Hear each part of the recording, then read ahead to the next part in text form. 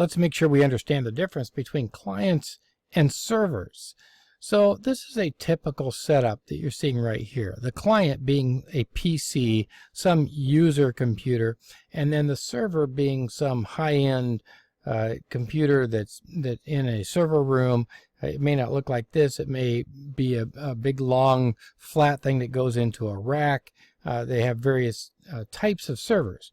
But typically the client is requesting data or services from a server, and then the server is providing those data or services in return.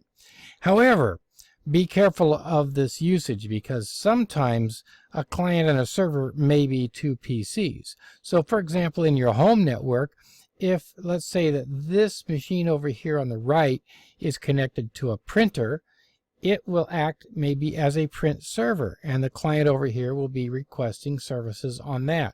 Or let's say that the client over here is acting as a storage server.